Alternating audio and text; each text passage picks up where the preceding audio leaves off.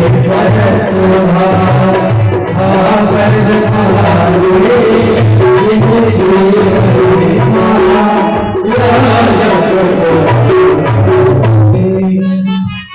प्रकार से आकाश से जल की बूंदें जब नीचे आती हैं तो कैसी रहती हैं? आकाश से जब जल बरसता है तो वो निर्मल रहता है, चमकता रहता है, साफ सुथरा रहता है। पर जैसे पृथ्वी पर आता है तो धूल धूसरित हो जाता है, धबैल हो जाता है, कीचड़ हो जाता है। उसी प्रकार ये शरीर, ये जीव मां के गर्भ में रहता है और नीड चमकता रहता है, पवित्र रहता है। और जैसे जन्म होता है तो संसार के जितनी वासनाएं हैं उसे पकड़ने लगती है, जकड़ने लगती है, माया में पड़ जाता है, लोभ में पड़ जाता है, मोह में पड़ जाता है, क्रोध में पड़ जाता है और भगवान को भूल जाता है। और जो भगवान को भूल जाता है ना तो भगवान भी भूल जाते हैं। भगवान कहते हैं कि जाओ बेटा तुम खूब गंगा नहाना, खूब कूद लो और एक न एक दिन तुम्हें चक्कर काट के ही आना है।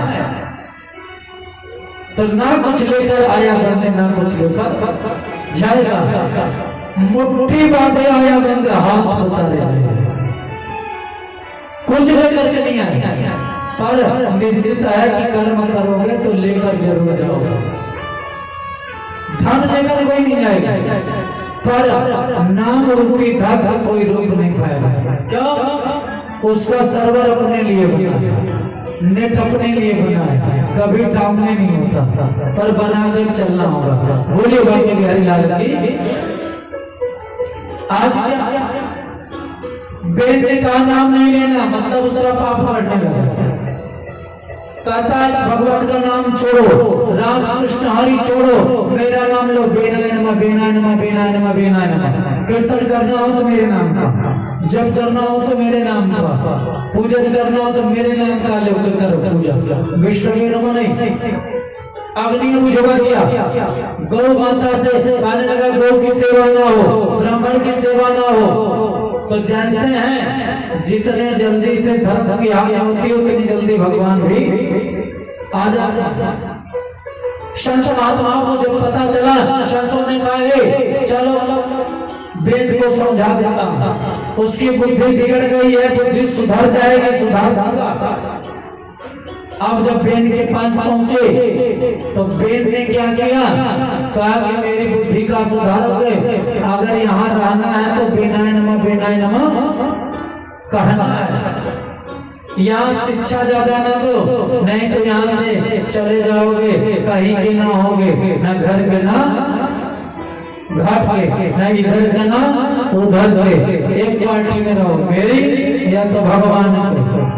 संतों को तो क्रोध आया, जैसे क्रोध की भ्रुकुटी टेढ़ी हुई, पेन सिंहासन से गिरा, गोविंदाय नमो नमः। भगवान के भक्त को जो परेशान करता है ना, ज्यादा दिन तक पृथ्वी पर रहता नहीं है। बाकी बिहारी लाल की अब क्या, बेन चला गया, सिंहासन खाली हो गया। बेन के ही परिवार में वो छोटे से बच्चे थे पृथु को बैठा करके राज्याभिषेक हुआ। और जैसे राज्याभिषेक हुआ और लोग जयकारी लगाने लगे तो महाराज पृथु की जय, महाराज पृथु की जय। तब तक क्या महाराज पृथु ने कहा कि मेरा एक बार भी जयकारी नहीं।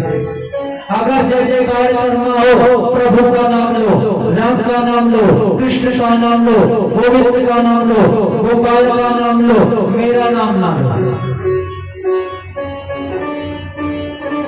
अब सब भगवान का नाम लेने लगे और स्वयं राजा भी भगवान का नाम लेने लगा।